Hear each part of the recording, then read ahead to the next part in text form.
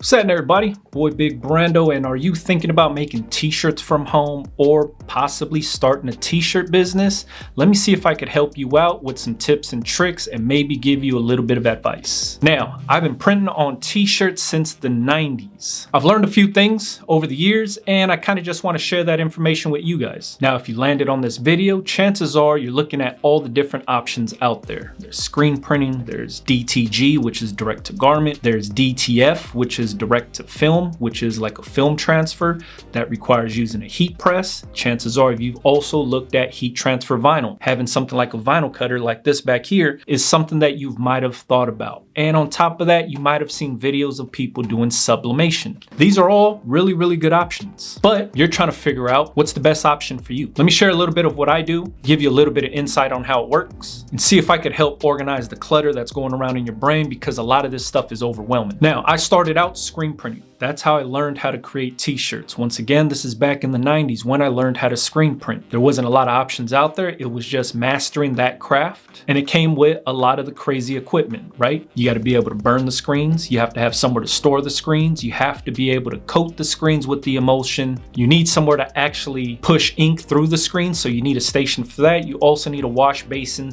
with a pressure washer to clean the screens out, shoot out the negative emulsion, all that stuff. And on top of that, you need to cure the ink onto the t-shirt. Chances are you've watched a ton of videos already and you've seen people doing this process. Part of you is like, man, that looks interesting, I want to learn that. The other part of your brain is probably like, that looks pretty expensive and it also looks like it takes up a lot of room. And you're right, it does. But that is still a solid option to print t-shirts, but you have to think about what type of printing are you doing?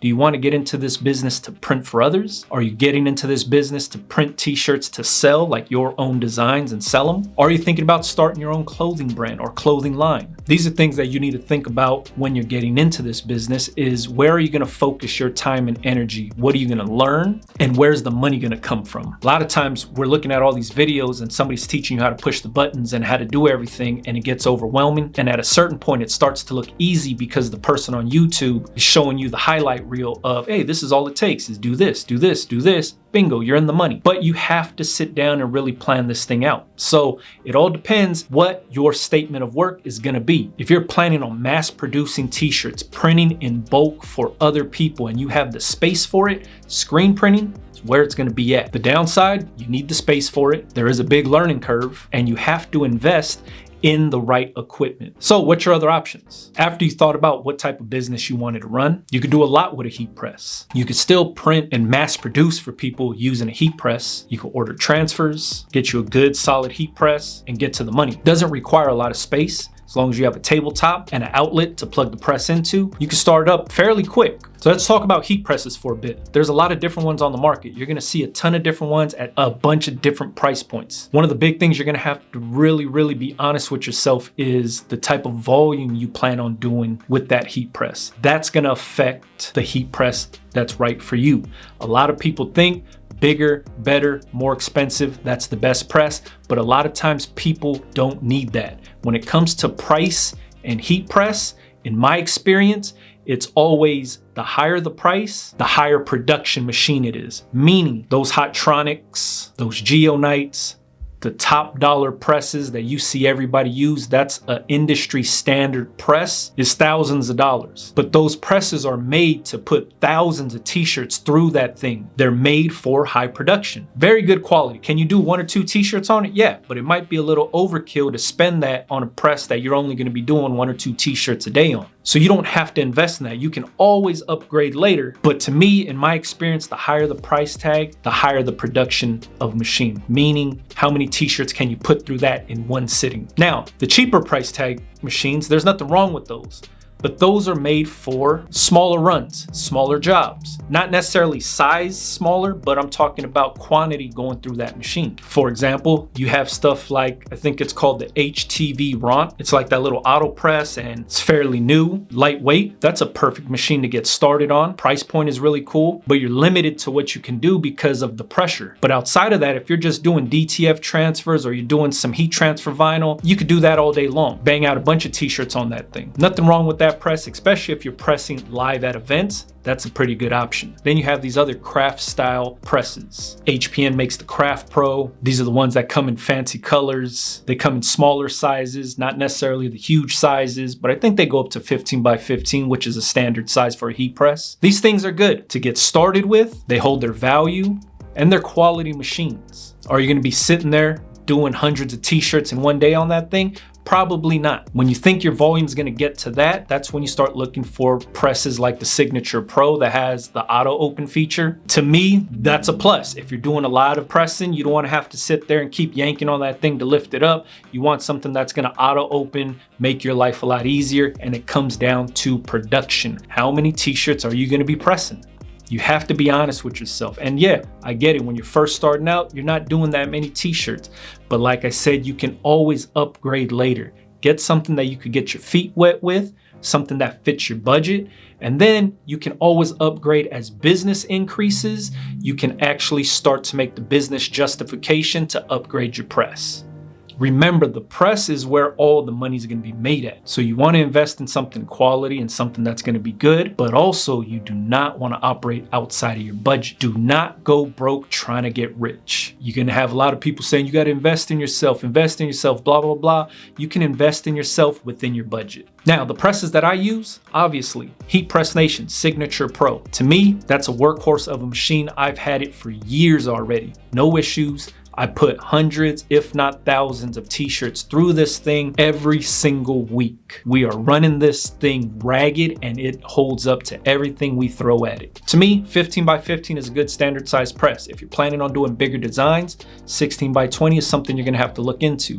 But be realistic with yourself. Majority of the designs that you're gonna be doing might not be bigger than 15 inches. Sometimes they might not even be bigger than 12 inches. But be realistic with yourself. Now that we got heat presses out of the way, what are you going to be putting down with those heat presses? Are you going to be using DTF transfers, screen printed transfers? Are you doing DTG? Are you doing sublimation? All of these things work around a heat press. The heat press is what's going to cure the ink into the t-shirt. So figuring out what print method you want to use is something that a lot of people struggle with, and that's probably why you're watching this video right now. So the best way to put it is what fits your budget and what's the print method that you want to invest your time and money into. If you go with sublimation, you're limited to what you can do. You have to buy the printer, you have to buy the inks, but also you're limited to what you can actually press on. Remember, sublimation is dyeing the fabric. It's called dye sublimation. The only way to dye the fabric is to use something with a high polyester count, and also it has to be a light color because your sublimation printer doesn't print white.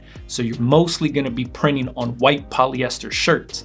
Do you plan on printing and selling all white polyester shirts? If you do, sublimation might be a good option for you. But if you feel you're going to be doing a lot of cotton t-shirts and a lot of other colored t-shirts, sublimation might not be for you. A lot of people, when they're watching these videos, nobody's telling them that that's how sublimation works. Sublimation is only working with polyester material. They see the video of somebody printing it out, pressing it on, shipping it out. If you go back and watch those videos, it's just white t-shirts, if not a light colored t-shirt that has a high polyester count. If that's not what you're planning on doing, or your customers don't care about polyester shirts, then sublimation might not be for you. Now you're like, well, I just want to print transfers from home. That's where those white toner printers come into play. White toner printers is a lengthy process, but it does give you the opportunity to actually print your own transfers from home, press them onto cotton t-shirts, polyester t-shirts, whatever type of t-shirts you wanted to do. You're limited on paper size, and it's also a process. You print one out, then you have to put the B page on top, heat press it, transfer it over to the next page, and then you put that onto the t-shirt, and then you get to heat press that on the shirt. Also, those printers are a little pricey. So you have to really weigh out the options of what fits your budget and what you want to invest your time and money into. Does that mean those printers are bad? No, those printers have been around for a long time and there is a use for them, but you have to see what you want to actually get into. Having the option to print your own transfers from home, cool. A lot of people are self-conscious about the designs that they're putting out. They don't want to send them off to a print company or somebody to print their transfers because they think people are going to make fun of their designs or whatever it is. So people want to print transfers from home and have that flexibility and the freedom to do so, and that's cool. It just comes with a price tag. Now your other options are going to be getting transfers transfers made. There's DTF transfers where they print them out on this big gang roll, and the gang roll might be like 22 inches wide by like run, meaning you could do 180 inches, you could do it by feet, you could do 10 feet, 12 feet, whatever the DTF company that you're going through offers, it's up to you. And this is kind of a newer thing that a lot of people are doing now. There's a lot of DTF printers out there. This technology is really dope. The transfers are really good, and it gives everybody the flexibility of printing more than just single color stuff. So DTF is a really good option for you if you wanted to get into this business and not have to invest a ton of money into this business, because you don't have to buy the printer. You can always order transfers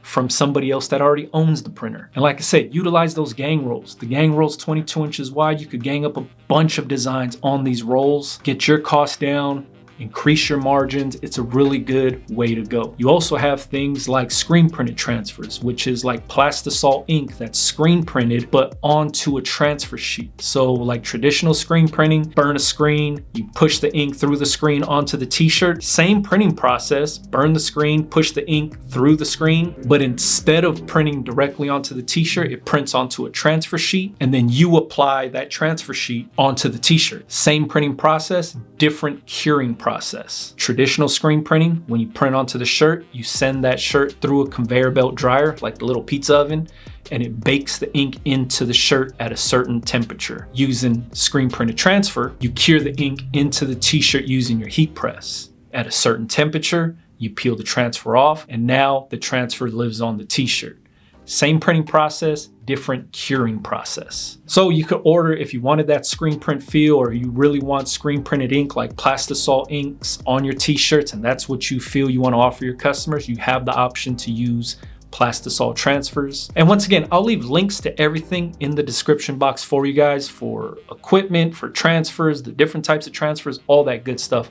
It'll all be in the description box for you, or you could just Google search it, do your own research, and find these things on your own. And last but not least, we'll talk about vinyl cutters. Vinyl cutters is, to me, always goes hand in hand with a heat press. If you own a heat press, it's a good practice to have a vinyl cutter also, because you can make one-off shirts, you can do custom stuff, you can basically create a design, cut it out with vinyl, press it on the shirt all in the same day. But you have to invest in a cutter, you have to sit there and weed the vinyl up, you have to invest in vinyl, and you're limited to the colors, because if you want more colors in your design, then you have to layer all those colors and cut out the different colors with the vinyl and layer it on when you heat press it. That's a lengthy process also. Weeding up vinyl, lengthy process. But these vinyl cutters are very, very cheap now. I use my vinyl cutter to test out designs before I order transfers. I'll make one shirt for myself, wear it around, see if people like it. If people like it, then I get transfers made. That's what I use for retail sell. If somebody comes to me and says, hey, I want a t-shirt that says, you know, Big Joe's 50th birthday for my husband, I could do that with my vinyl cutter, easy. But if somebody came to me and said, hey, I need 36 t-shirts made, I don't want to sit there and cut and weed vinyl for 36 t-shirts. I'd rather just get transfers made. So I probably wouldn't run that through the vinyl cutter. Can it be done? Yeah, it can, but it comes down to your own personal time and you weeding out and doing all the manual labor. I like to make the jobs easier on myself, so that's why something of that size, I just get transfers made. I'd utilize something like a DTF gang roll, or if I'm going for that screen printed look and feel, then I'm gonna use screen printed transfers, whatever the case is. But all of this is just information for yourself, because if you were thinking about getting into this space and you're like, well, what do I do? How do I do it? I have a playlist already made for you. It breaks down every single thing that I do for my business, from the equipment, from planning and structuring your business, to pricing, to marketing, to everything that I do for this business. It's called Back to Basics. It's linked in the description box for you. It's there for somebody just like yourself that's looking to get into this t-shirt space and kind of lost. It's something to help you out. I hope I touched on almost everything. Oh, you know what? I didn't touch on DTG. DTG is another print technology that's really dope. You'll see a lot of videos about it. It's a printer that you load your t-shirt in and it prints directly onto the t-shirt. So there's no transfers involved. It's printing straight onto the t-shirt.